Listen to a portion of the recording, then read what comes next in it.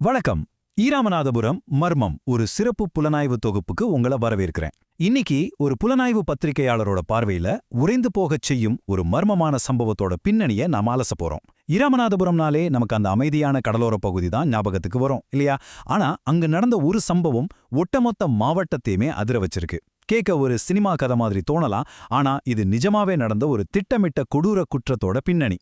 ஒருத்தரோட கோபமோ அந்த போலியான குடும்ப கௌரவமோ எப்படி பல பேரோட வாழ்க்கையை சுக்குநூறாக்கிச்சு அப்படிங்கறத நாம இப்போ டீட்டெயிலா பார்க்க போறோம். மே 16ஆம் தேதி சாயல்குடி பக்கத்துல இருக்கிற நரிப்பையூர் வெள்ளப்பட்டி கடற்கரை.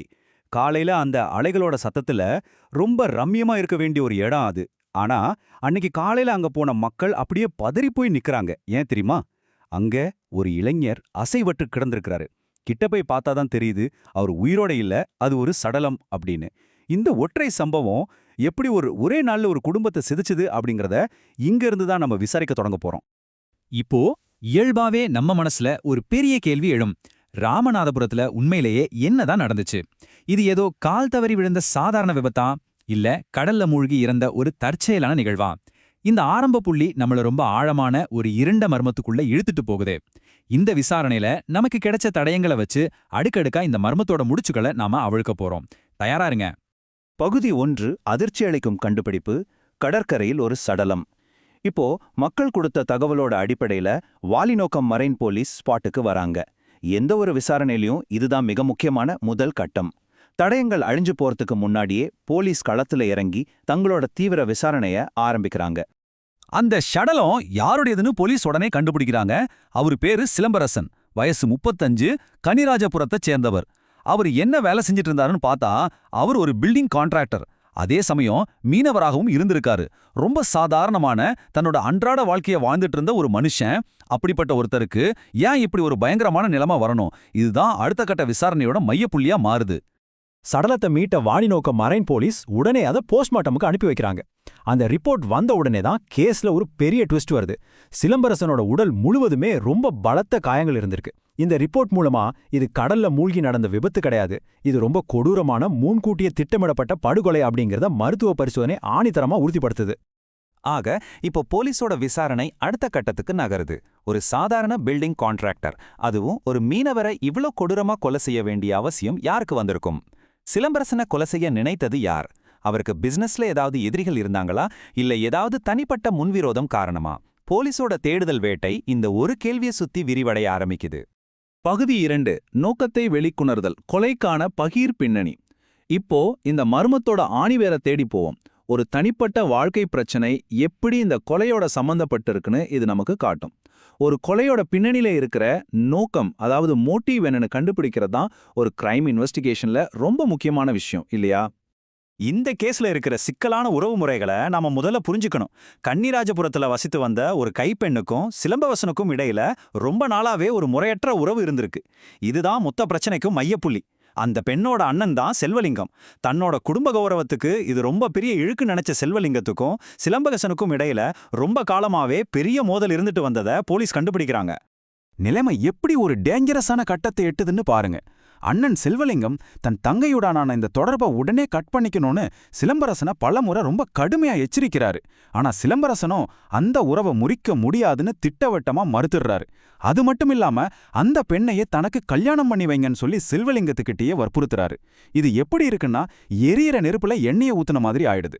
தங்கம் மேல இருக்கிற ஈர்ப்பு குறையாம சிலம்பரசன் தொடர்ந்து நடந்துக்கிறத பார்த்து செல்வலிங்கம் உச்சக்கட்ட கோபத்துக்கு போறாரு. ஒரு கட்டத்துல அவன் இருந்தாதானா பிரச்சனை அப்படின்னு சொல்லி சிலம்பரசனை நிரந்தரமா தீர்த்து கட்டுறதுதான் ஒரே வழின்னு ஒரு பயங்கரமான முடிவுக்கு வர்றாரு.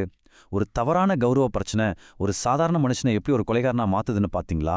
பகுதி 3, நண்பர்களின் கொடூர துரோகம், எதிர்பாராத திருப்பம். இதுதான் இந்த வழக்கிலேயே ரொம்ப அதிர்ச்சி அளிக்கும் பகுதி. செல்வலிங்கம் இந்த கொலையை சிங்களா செய்யல. அவருக்கு உதவியா அவர் தேர்ந்தெடுத்த ஆட்கள் தான் இந்த கேஸ்ல நாம சற்றும் எதிர்பார்க்காத ஒரு பெரிய திருப்பத்தை ஏற்படுத்துறாங்க.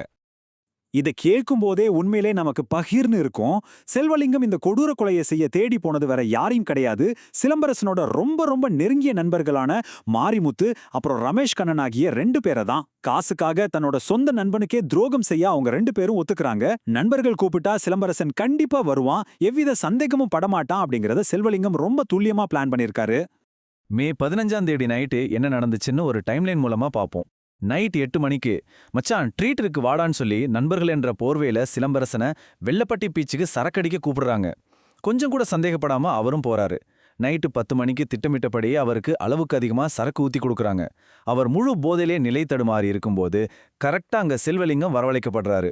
நைட்டு 11 மணி அளவுல 3 பேரும் சேர்ந்து சிலம்பரசனை படுகு துடுப்பால சரமாரியா அடிச்சு கொலை செய்றாங்க.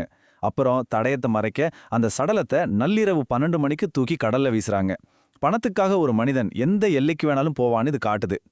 கொலைய முடிச்சிட்டு சடலத்தையும் கடல்ல வீசியாச்சு, இனி நாம தப்பிச்சிட்டோன்னு அவங்க நினைச்சாங்க. ஆனா அவங்கள விட நம்ம போலீஸோட டெக்னாலஜி ரொம்பவே ஸ்மார்ட்டானது. பகுதி 4. கொலையாளிகளை பின்தொடர்தல், சிக்க வைத்த செல்போன் சிக்னல். மரைன் போலீஸ் இந்த வழக்கை எவ்ளோ சாமர்த்தியமா டீல் பண்ணாங்கன்னு இப்ப பார்க்கலாம். மரைன் போலீஸோட விசாரணை முறை ரொம்பவே ஷார்ப்பா இருந்துச்சு. முதல்ல சடலத்தை எடுத்தாங்க. போஸ்ட்மார்ட்டம் ரிப்போர்ட் கொலையை உறுதி செஞ்ச உடனே அடுத்த செகண்ட் அவங்களோட டெக்னிக்கல் விசாரணையை ஆரம்பிச்சாங்க. செல்வலிங்கம் அந்த 2 நண்பர்களுக்கும் பணத்தை கொடுத்து அவங்கள குற்றாலத்துக்கு தப்பியோட வச்சதை போலீஸ் மோப்பம் பிடிச்சிட்டாங்க. அவங்க தப்பியோடைய திசையை வச்சு அவங்களோட செல்போன் சிக்னல்களை ட்ராக் பண்ண ஆரம்பிச்சாங்க. அந்த சிக்னல்கள் அவங்க எக்ஸாக்டா எந்த இடத்துல பதுங்கியிருக்காங்கன்னு போலீஸ்க்கு அப்படியே காட்டி கொடுத்துருச்சு. இங்க நீங்க கவனிக்க வேண்டிய விஷயம் என்னன்னா, அவங்க என்னதான் பக்காவா ஸ்கெட்ச் போட்டு எஸ்கேப் ஆனாலும் இந்த டிஜிட்டல் ஃபுட்பிரிண்ட்ஸ், அதாவது டிஜிட்டல் தடயங்கள் அவங்கள ஈஸியா காட்டி கொடுத்துருச்சு. செல்போன் சிக்னல்களை வச்சு கரெக்டா அந்த ஸ்பாட்டுக்கு போன போலீஸ் அவங்கள அப்படியே வளைச்சு பிடிச்சிட்டாங்க.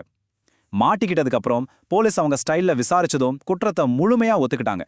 தங்க கூட இருக்கிற உறவை கட் பண்ண அண்ணன் காசை கொடுத்தாரு, அதனாலதான் இப்படி செஞ்சோன்னு அந்த நண்பர்களும் வாக்குமூலம் கொடுத்துட்டாங்க.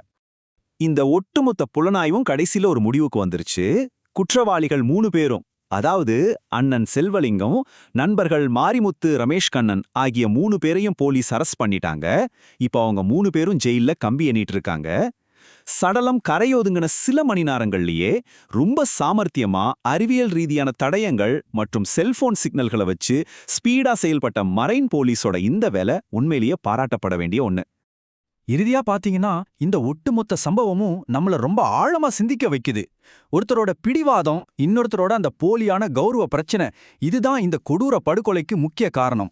கூடவே சேர்ந்து சுத்தின நண்பனையே பணத்துக்காக கொலை செஞ்ச துரோகம் ஒரு பக்கம். இந்த ஒரு சம்பவம் ஒரு குடும்பத்தை மட்டும் சிதைக்கல, 3 இளைஞர்களோட எதிர்காலத்தையும் முழுசா அழிச்சு இன்னைக்கு அவங்கள ஜெயிலுக்குள்ள முடக்கி போட்டிருக்கு. ஆத்திரத்துல எடுக்கிற ஒரு தப்பான முடிவு எத்தனை பேரோட வாழ்க்கைய காவு வாங்குதுன்னு பாத்தீங்களா? இது சமூகத்துக்கு ஒரு மிகப்பெரிய பாடம். சரி, உண்மை சம்பவங்களோட அடிப்படையில் அமைஞ்ச இந்த புலனாய்வு தொகுப்பு உங்களுக்கு முழுமையான தகவல்களை கொடுத்துருக்குன்னு நம்புறேன். மீண்டும் ஒரு சுவாரஸ்யமான கேஸோட உங்களை சந்திக்கிறேன்.